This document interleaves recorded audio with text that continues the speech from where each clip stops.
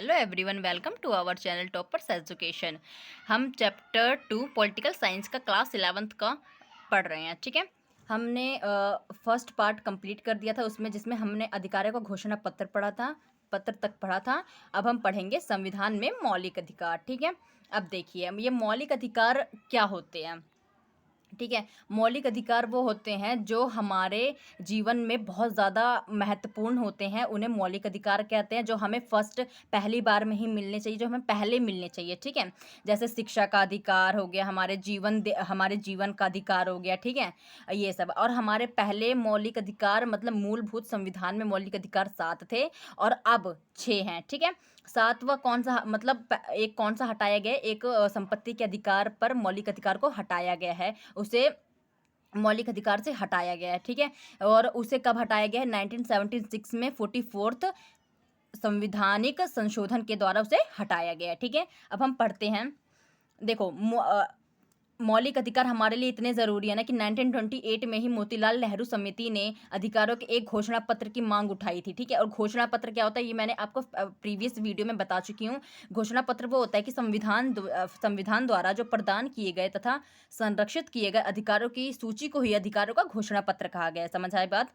ठीक है, अब पढ़ेंगे कि मौलिक अधिकार हमारे लिए बहुत ज़्यादा ज़रूरी है। इतना ज़रूरी है कि अगर विधायिका या फिर कार्यपालिका के किसी कार्य या निर्णय से यदि मौलिक अधिकारों का ना उल्लंघन होता है या फिर उन पर अनुचित अंकुश लगाया जाता है, यानी कि रोक लगाया जाता है मौलिक अधिकारों पर, तो न्यायपालिका उसे अवैध घोषित कर सकती है, मतलब उस काम को वो रोक सकती है, अगर ऐसा भी कोई काम अगर विधायिका या कार्यपालिका करें तो। ठीक है, इसलिए मौलिक अधिकार बहुत ज़्यादा इंपॉर्टेंट होते हैं। और मौलिक अधिकार ना तो निरंकुश हैं और ना ही असीमित हैं। असीमित का मतलब क्या होता है? जिसकी सीमा नहीं होती है उसे असीमित कहते हैं, और निरंकुश होता है जिसके ऊपर कोई भी अंकुश नहीं होता है। ठीक है, ऐसा कुछ भी नहीं है। क्यों नहीं है? क्योंकि देखो जब लॉकडाउन लगा था हमारा, तो लॉकडाउन में सबको घर में जाने की मतलब सबको घर में भेज रहे थे, ज़बरदस्ती भेज रहे थे। तो हम ये नहीं कह सकते कि उसमें हमारे मौलिक अधिकारों का हनन हो रहा है, क्योंकि वो तब हमारे स्वास्थ्य के बारे में वो मतलब स्वास्थ्य के लिए केयरफुल थे, मतलब स्वास्थ्य के लिए सब कुछ कर रहे थे। तो इसीलिए हमारे कभी-कभी भले के बारे में सोचते हुए भी वो हमारे मौलिक अधिकारों का थोड़ा हनन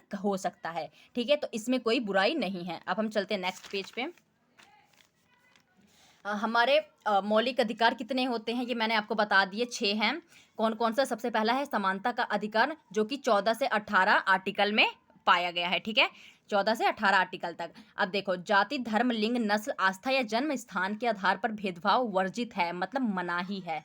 ठीक है, अब देखो, छुआछूत की प्रथा असमानता का सर्वाधिक भद्दा रूप है। ये बात तो सही है कि अगर देखो छुआछूत करोगे तो इसका मतलब ये कि वो असमानता पहले से ही कर रहा है। ठीक है, तो देखो अब इसी अधिकार के तहत ये भी व्यवस्था की गई है ना कि उन लोगों को छोड़कर जिन्हें सेना या फिर शिक्षा के क्षेत्र में गौरवपूर्ण उपलब्धि हासिल की है, राज्य किसी भी मानव को कोई भी उपाधि प्रदान नहीं करेगा। सिर्फ किसमें प्रदान करेगा? शिक्षा के क्षेत्र में और सेना के क्षेत्र में। ठीक है, सेना में जैसे कर्नल हो गया, मेजर हो गए। ठीक है, ये उपलब्धि हो गई, ये उपाधि हो गई। और शिक्षा के क्षेत्र में जैसे कि पीजीटी, टीजीटी या प्रिंसिपल, ये उपाधि हो गई। ठीक है, ऐसे फिर उनको छोड़ के बाकी किसी को भी कोई उपाधि प्रदान नहीं करेगा। इसी मतलब छुआछूत असमानता के उसमें ये बनाया गया ताकि ऐसे रहे, मतलब सब समान रहे, सब लोग समान रहे। ठीक है, अब देखो समानता के विषय में ना 2 चीज़ों का उल्लेख है। ठीक है, पहला है प्रतिष्ठा की समानता, दूसरा अवसर की समानता। अवसर की समानता में क्या होता है कि मतलब लोग ये सोचते हैं कि ना क्या नाम है, आरक्षण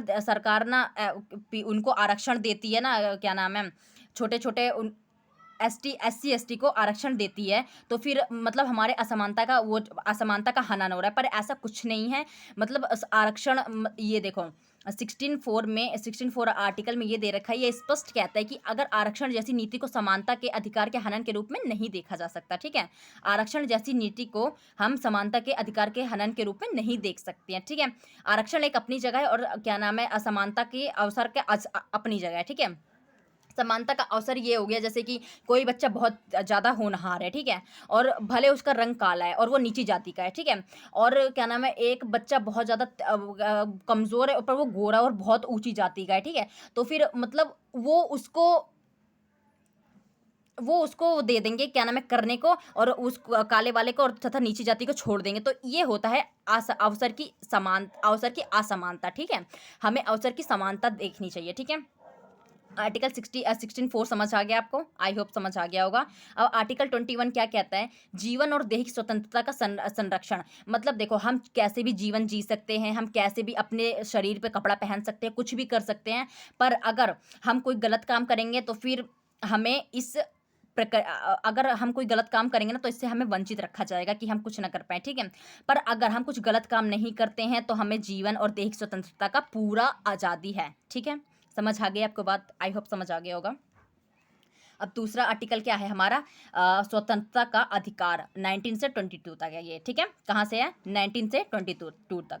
अब देखो, स्वतंत्रता को इस प्रकार परिभाषित किया है कि बगैर किसी अन्य की स्वतंत्रता को हानि पहुंचाए और बगैर कानून व्यवस्था को हानि पहुंचाए प्रत्येक व्यक्ति अपनी स्वतंत्रता अपनी अपनी स्वतंत्रता का मजा ले सकता है। तो देखो, अगर मतलब किसी का गाना बजाने का मन कर रहा है, ठीक है, तो वो अपने घर में इतना फुल स्पीकर करके बजा रहा है कि दूसरे वाले की स्वतंत्रता को छीन रहा है। तो इसमें ऐसा नहीं कहा गया।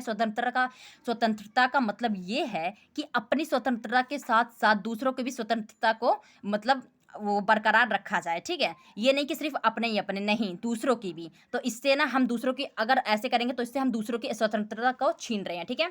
अब देखो, जीवन और व्यक्तिगत स्वतंत्रता का अधिकार है। मतलब हम व्यक्तिगत मतलब हम कुछ भी बोल सकते हैं, मतलब ये नहीं कि उल्टा सीधा, नहीं, अपनी अपने भावों को दूसरों के सामने प्रकट करने का हमारा स्वतंत्रता का अधिकार है। समझ आई बात?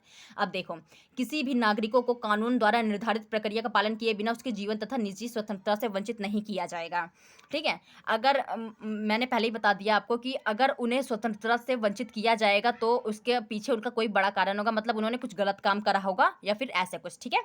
समझ आ गई आपको बात? अब देखिए, इसका ये मतलब है ना कि किसी भी व्यक्ति को बगैर कारण बताए कोई भी पुलिस गिरफ्तार नहीं किया जा सकता है। गिरफ्तार किए जाने पर उस व्यक्ति को ना अपने मनपसंद वकील के जरिए अपना बचाव करने का अधिकार है, ठीक है?